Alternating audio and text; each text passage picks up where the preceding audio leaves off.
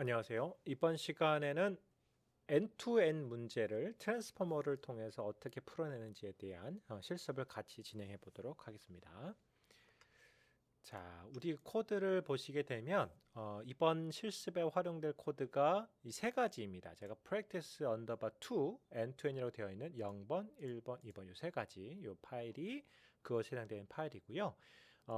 우리가 다룰 문제는 개체명 분석 인식이라고 하는 문제를 좀 다뤄볼 거예요. 그래서 먼저 우리가 배워야 될 내용을 잠깐 살펴보도록 하겠습니다. 자, end-to-end 문제는 우리가 입력으로 넣어주는 대상, 이 친구들에 대해서 각각의 토큰별로 아웃풋이 나오는 문제예요. 이 문제를 허깅 페이스의 트랜스포머즈라고 하는 그 라이브러리에서는 아마 토큰 클래시피케이션 문제라고 되어 있을 겁니다. 근데 저는 이 문제를 n개 입력이 들어와서 n개가 나온다고 해서 end-to-end 문제라고 부르고 있고요. 자, 이 문제를 같이 구현해 볼 때 여러분이 좀 배워 가실 것, 꼭 한 번 정도 참고해 보실 만한 내용들은 다음과 같아요.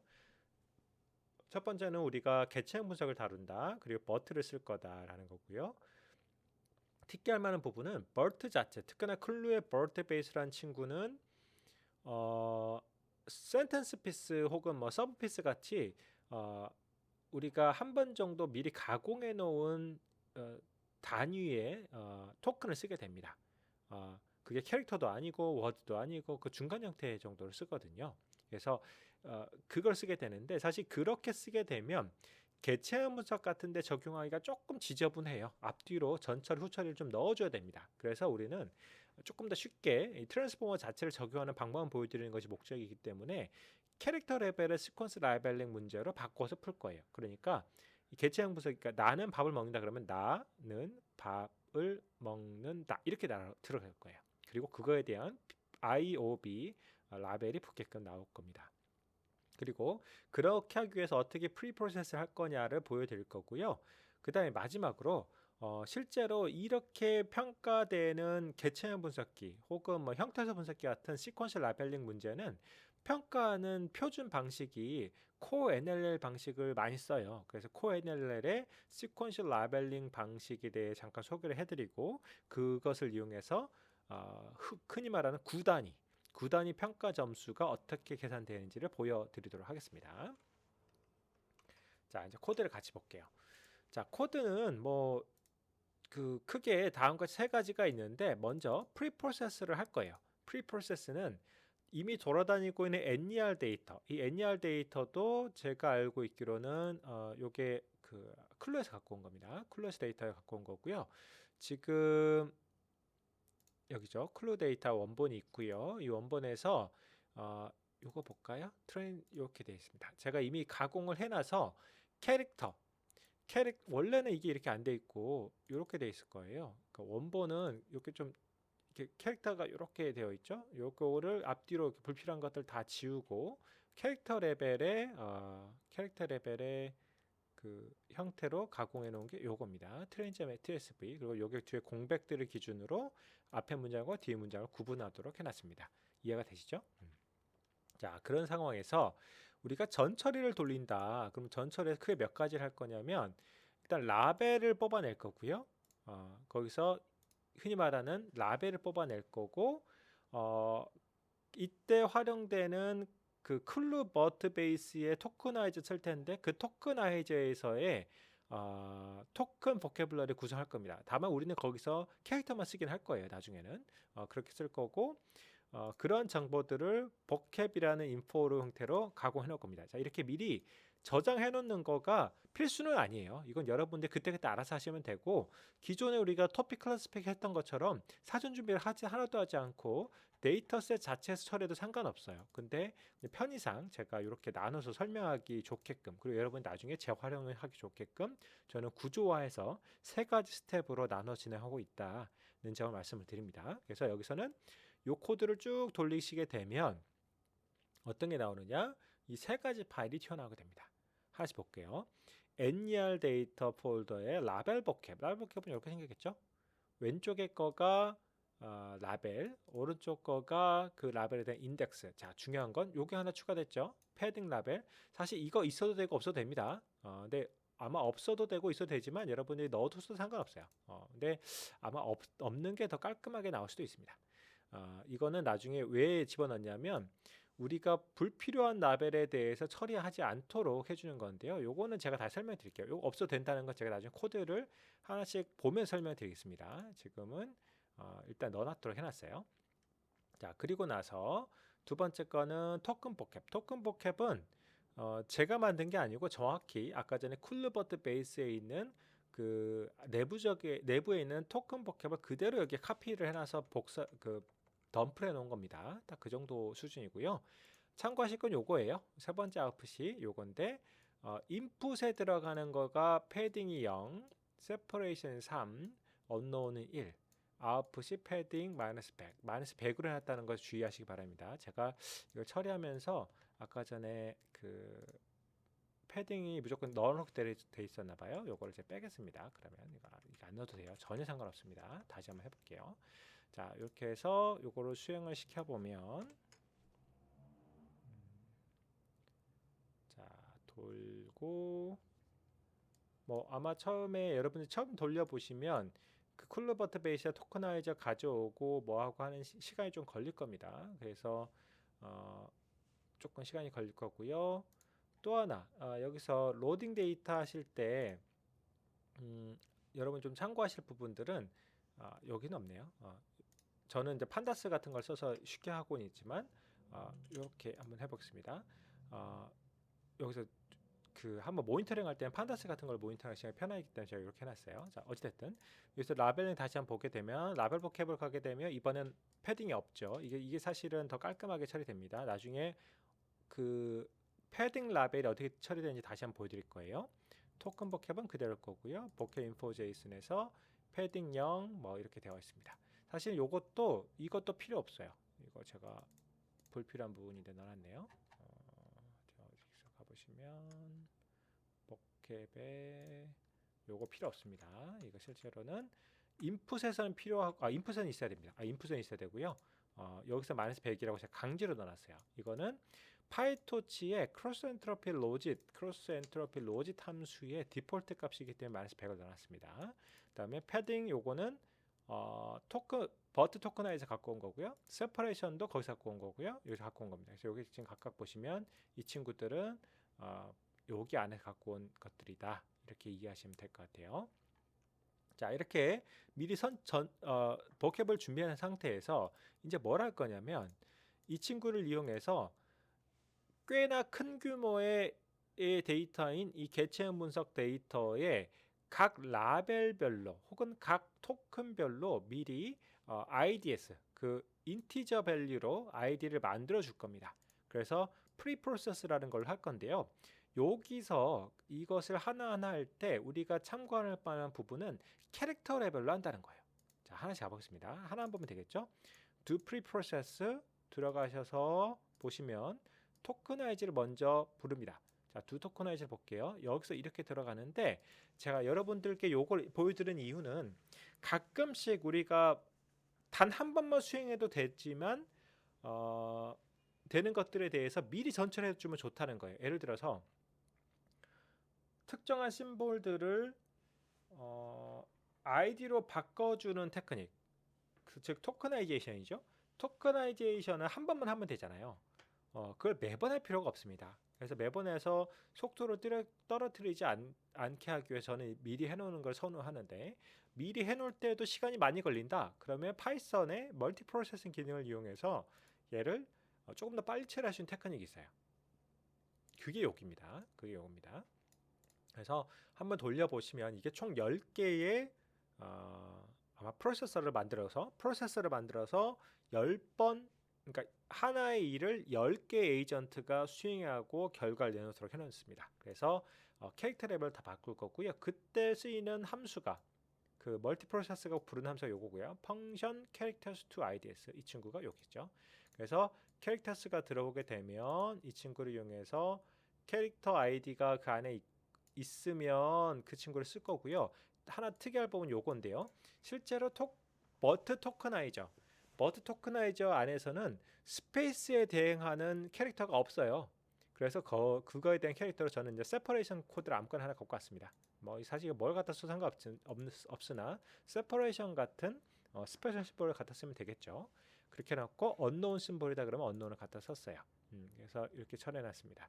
이렇게 10번을 수행을 하게 되고 쭉 해보시면 멀티 프로세서를 썼기 때문에 큰 규모의 데이터여도 꽤나 빨리 처리가 됩니다. 처리된 결과물이 어디 저장되냐면 여기 저장되어 있습니다. NER에 PKL 파일, 트레인젠 PKL, 벨리젠 PKL, 테젠 PKL에 저장되어 있습니다. PKL은 피클이라는 파일이에요.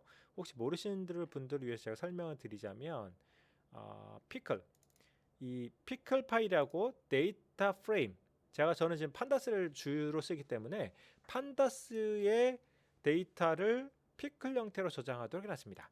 자, 판다스로 쓰게 되면 좋은 점이 여러분들이 원본 데이터를 엑셀 형태로, 그러니까 흔히 말하는 스프레드시트로 관리하기 굉장히 편하거든요. 그래서 나중에 디버깅 하거나 어떤 라벨이 몇 번 나타났고 어떤 라벨이 어느 문장에서 나타났고 이런 것들을 한 번에 관리하기 편하기 때문에 뭐 성능을 늘리거나 나중에 디버깅 할 때도 굉장히 유용하게 쓸 수가 있습니다. 그래서 그 정도로 참고하시면 될 것 같고요. 자, 이 상태에서 이제 우리의 본체 훈련기로 가보겠습니다. 자, 훈련기에 가보시면 우리가 방금 설명드렸던 미리 전처리되어 있는 데이터를 이용해서 훈련할 텐데 버튼을 쓸 거고요. 똑같이 같은 버튼을 쓸 겁니다. 토픽 클래시피케이션과 마찬가지로. 근데 캐릭터 레벨의 버튼 클래시피케이션 쓸 거고요. 이때 아이디가 캐릭터만 들어갈 거기 때문에 자연스럽게 트랜스포머에서 캐릭터만 처리하게 될 겁니다. 그 다음에 하프 파라미터를 그대로 카피해서 리유즈해서 쓸 겁니다. 우리의 그 문제에 대해서. 뭐 그 정도 참고하시면 될 것 같아요. 나머지는 데이터셋 정도만 다릅니다. 데이터셋을 보여드릴게요. 피클 파일 프리페어 데이터에서 로딩을 하고요. 피클 파일 쭉 모델링 로딩한 다음에 여기서 트레인 데이터 스태틱스를 보여줍니다. 이제 보통 이걸 보여주는 이유는 한번 프린트 해주는 이유는 여러분들이 흔히 그 버튼이라든지 트랜스포머 쓰실 때 맥시멈 시퀀스 랭스를 정해줘야 돼요. 정해줄 때 매번 그냥 하나씩 하는 게 아니고 데이터 로딩을 할 때 이렇게 캐릭터리스틱, 그러니까 디스크리트 라이브러리를 통해서 내 데이터의 특징을 보게 되면 쉽게 맥시멈 시퀀스 랭스를 볼 수 있잖아요. 그래서 그런 걸 이용해서 조정해 나가면 되겠죠. 지금 512로 되어 있으나 그건 여러분 나중에 조정하시면 될 겁니다. 빠르게 하기 위해서. 그리고 특이할 만한 부분이 요겁니다. 셀프처 인풋 패드 아이디, 셀프처 아웃풋 패드 아이디.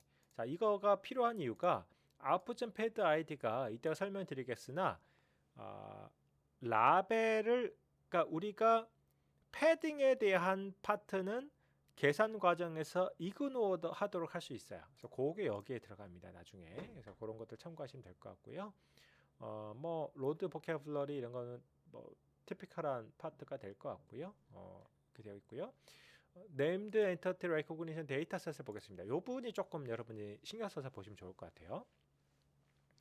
사실 정답은 없지만 이건 제가 보통 주로 쓰는 그 구현 패턴입니다. 그래서 데이터 프레임으로 입력이 들어오게 되고요. 데이터 프레임에서 내가 다루고자 하는 것들이 캐릭터 인티저 IDS. 요거는 아까 전에 원래 여기서 프리프로세스 이미 만들어 놔서 넘겨주는 거예요. 넘겨서 온 것들을 가지고 apply, 매 하나하나의 캐릭터 시퀀스마다 apply 뭘 할 거냐? make mask를 한다는 거죠. 그게 여기 있습니다. 이거 뭐죠? 마스크를 씌우는 거죠. 그래서 실제로 그 심볼이 있는 파트는 1, 나머지 맥시멈 시퀀스 랭스만큼의 비어있는 파트는 0. 이게 흔히 말하는 어텐션 마스크잖아요. 마스크 만들어주고요. 토큰 IDS, 우리 토큰 IDS에 대해서는 마찬가지로 캐릭터 IDS에 대해서 add pad, 그 뒤에 파트만 이렇게 패딩 심볼 넣어주면 되겠죠. 그걸 위해서 아까 전에 input pad ID를 받아온 거예요. 그 보캐블러리에서. 그러니까 그 0이 보통 들어가게 되겠죠. 0 심볼이 쭉 들어가게 될 거고요. 라벨 인티저 인덱스에서도 add pad를 넣어주는데 이때 중요한 게 요게 마이너스 100이 들어간다는 거죠. 이해하셨죠? 그래서 중요한 건 뭐냐? 토큰 개수만큼 라벨 개수가 들어갑니다. 입력에. 근데 라벨 개수가 입력 토큰이 패딩이다. 그때 그거에 해당되는 아웃풋의 라벨은 바로 마이너스 100이 나온다는 거죠. 그게 설명을 드리자면 이런 거예요.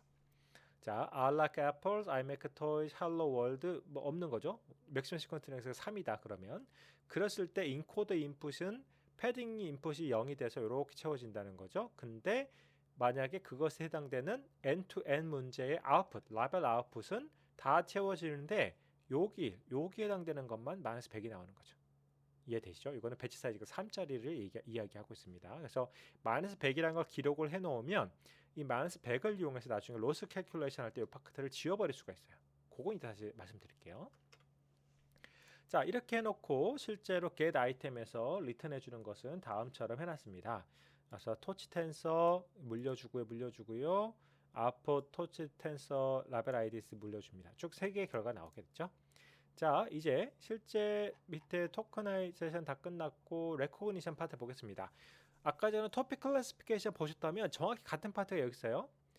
버트를 불러와서 우리가 미리 짜놓은 버트 트랜스포머 코드에 하이퍼 파라미터를 카피해 주는 거죠. 하이퍼 파라미터가 아니고 그냥 파라미터 웨이츠입니다.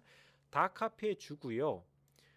아웃풋에 대한 리니어 넘버로 클래스를 만들어 주고요. 자, 중요한 거 여기서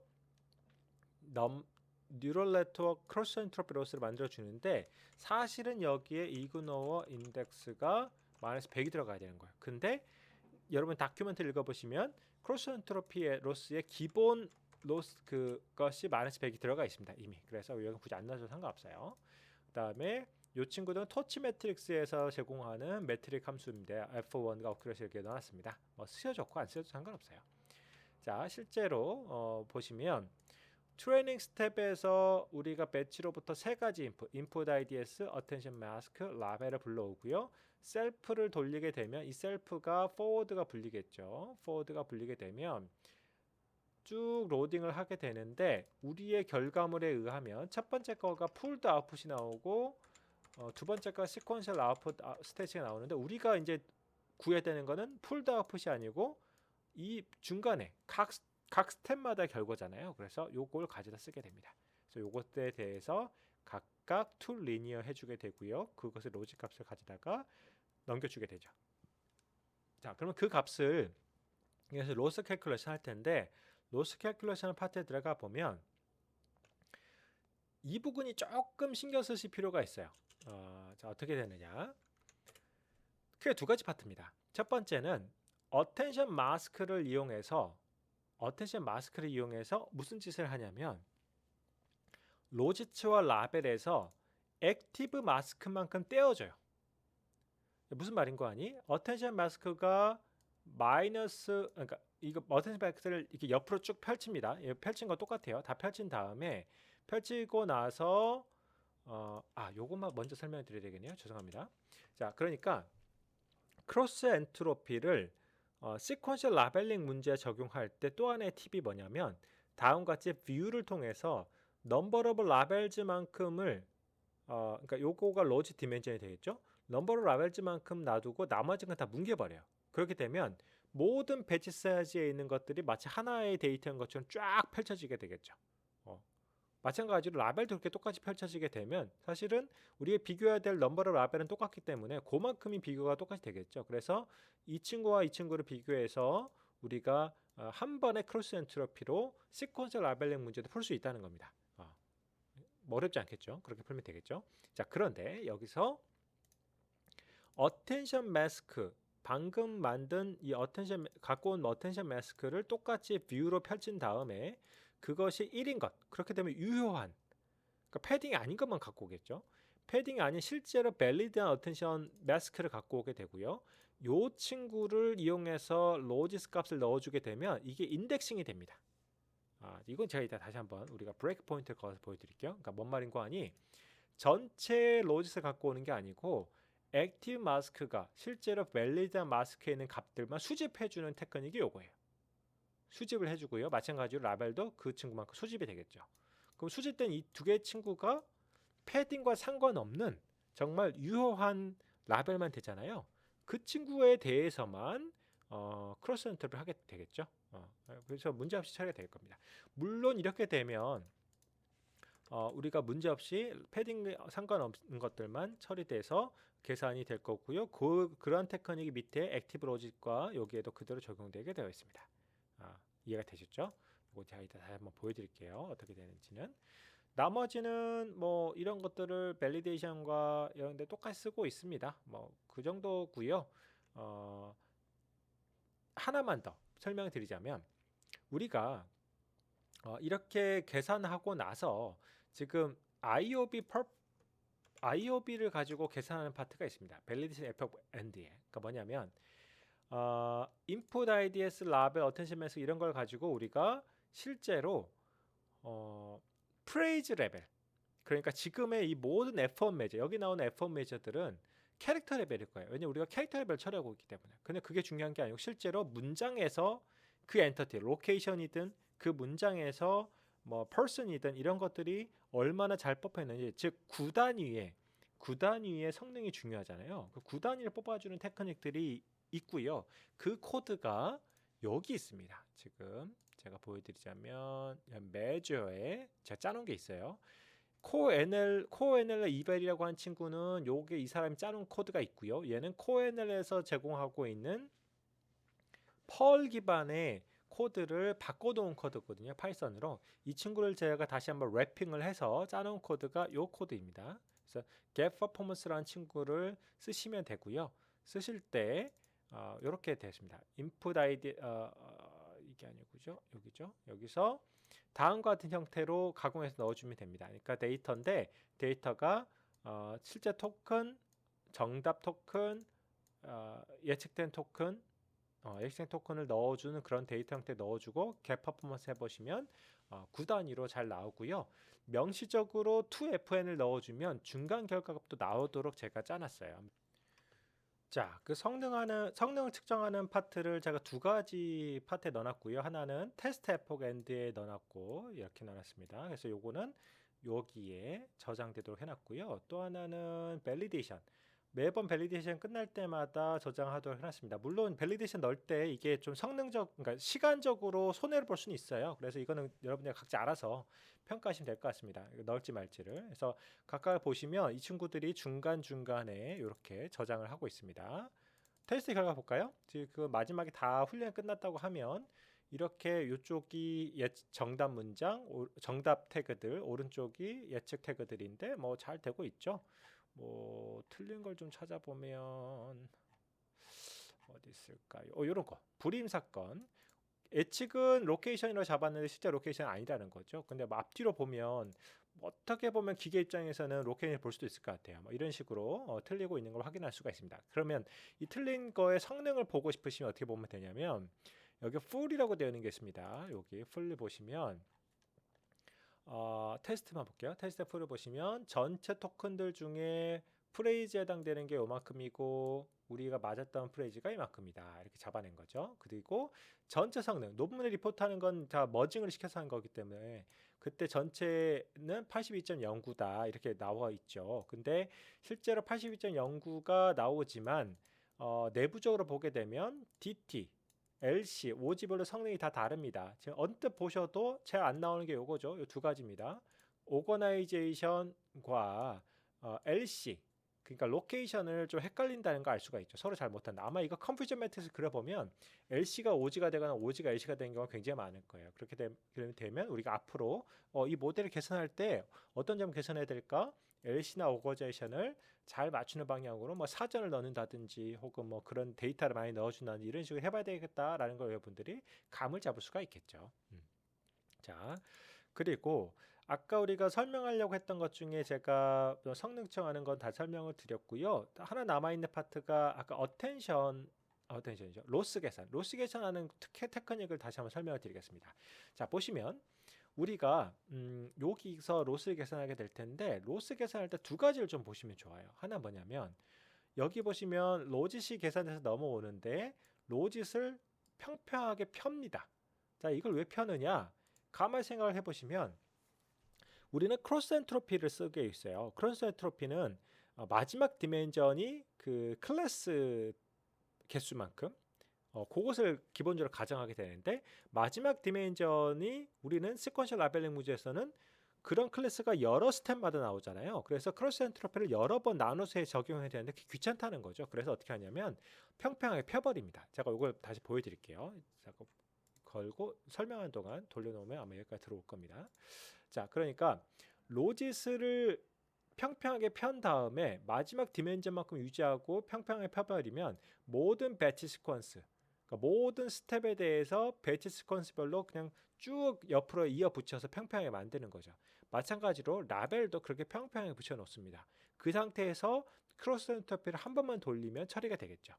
제가 보여드릴게요. 지금 보시면 로지츠의 쉐입을 해보면 이미 돌아가 버렸네요. 아직 라벨 해볼게요. 라벨 점 쉐입 해볼게요. 그러면 20에 510이죠. 그러니까 20차원의 20 배치만큼의 512 스텝인데 요걸 방금 수행을 시킨 다음에 라벨 쉐입을 돌려보면 얘들을 하나로 뭉개서 옆으로 플랫하게 바꿔주는 거죠. 자, 그 다음에 처리하겠다는 겁니다. 자, 또 하나의 테크닉이 더 들어가는데 요거는 허깅 페이스에 있는 토큰 클래시피케이션을 보시면 이런 식으로 구현되어 있어요. 자, 요거는 뭐 제가 조금 더 쉽게 더 만들어 놓은 거긴 하지만, 자, 어떻게 하는 거냐면 실제로 패딩이 아닌 것, 우리가 어텐션 마스크라고 하는 것이 패딩이냐 패딩이 아닌가를 정보를 다 들고 있잖아요. 그러니까 패딩이 아닌 것만 가져오도록 하는 인덱싱 방법을 파이토치에 제공을 해줍니다. 자, 그걸 어떻게 하느냐? 이렇게 하자는 거예요. 자, 어텐션 마스크도 이렇게 해보면 얘를 뷰로 바꿔보면 하나로 평평하게 만들어지겠죠? 이렇게, 그죠? 이걸 해보면 이렇게 됩니다. 자, 그 친구를 가져다 놓고 얘를 1이냐 아니냐 하면 어텐션 마스크가 1이면 밸리드한 토큰이고 0이면 밸리드하지 않은 거잖아요. 그걸 잡아주는 게 요거예요. 요걸로 잡아준 것을 가져다가 그걸 액티브 마스크라고 해주는 겁니다. 그럼 액티브 마스크는 수행을 시켜보면 모든 이 친구 102440 102440이 뭘까요? 정확히 로지치의 쉐입을 까보면 로지치의 쉐입 10240 개수가 같죠? 그러니까 평평하게 펴놓은 나의 로지치에 대해서 액티브 마스크인 것만 가져오게 되면 그 밸리드한 토큰에 해당되는 로짓 값과 라벨 값을 다음과 같이 불러올 수 있겠죠. 그래서 지금 여기까지 수행시킨 걸 가져다가 보게 되면 로지치의 쉐입은 10240이지만 액티브 로지스라고 해놓은 것의 쉐입은 어떻게 될까요? 1013밖에 안 나오는 거죠. 그러니까 패딩으로 처리된 것들은 싹 없애버리고 밸리드한 것들의 라벨, 밸리드한 것들의 로짓 값만 가져와서 셀프 크라이테리온을, 그러니까 크로스 엔트로피를 돌리는 거죠. 그러면 로스 값이 이렇게 튀어나오는 것을 확인할 수가 있습니다. 자, 이 테크닉은 많이 쓰이는 테크닉이에요. 여기저기 많이 쓰이는 테크닉이니까 파이토치를 쓰시는 분들, 뭐 텐서플로 쓰시는 분들 마찬가지예요. 이런 테크닉들을 익숙해지시면 내가 관심 있어 하는 그 파트만 가져와서 로스 계산을 하거나 할 수 있다는 거죠. 그래서 이걸 잘 알아두시면 큰 도움이 될 것 같습니다. 자, 마지막으로 성능 정도를 보시게 되면 성능은 대략 뭐 82% 정도 나와요. F1 스코어, 그러니까 프레이즈 레벨 82 스코어가. 근데 저게 실제로 여기 중간중간에 나오는 그 토큰 레벨, 그러니까 캐릭터 레벨의 F1 스코어랑 다르다는 걸 꼭 염두에 두셔야 되고요. 우리가 논문 리포트할 땐 보통 프레이즈 레벨을 리포트합니다. 자, 이 82%가 점수가 좋은 게 아니고요. 계산할 점이 굉장히 많은데 크게 두 가지 정도를 생각해 볼 수 있을 것 같아요. 하나는 보통 이런 시퀀셜 라벨링 문제는 그 패스를 잡아주는 문제로 바꿔서 풀면 더 잘 풀어집니다. 그래서 그때 CRF를 붙이는 컨디셔널 랜덤필드, 제가 풀 이름을 적어드릴게요. 컨디셔널 랜덤 필드라고요. 굉장히 유명한 모델이 있습니다. 그래서 이것들을 뉴럴 네트워크로 구현해 놓은 것들이 꽤 많기 때문에 갖다 붙여서 푸시면 성능이 꽤 올라갈 거고요. 또 하나는 지금 트랜스포머를 파인 튜닝하는 테크닉을 제가 많이 넣지 않았어요. 여기 보시면 언뜻 그냥 러닝 레이트 요 정도 넣어주고 뭐 아담 넣어주고 이게 끝이거든요. 근데 사실 그렇게 하면 안 되고요. 이 뒤에다가 웨이트 이니셜라이제이션이라든지 러닝 레이트 컨트롤이라든지 뭐 배치 사이즈 컨트롤 같은 것들을 여러 가지로 그 하이퍼 파라미터 튜닝을 좀 하셔가지고 성능을 올리셔야 될 겁니다.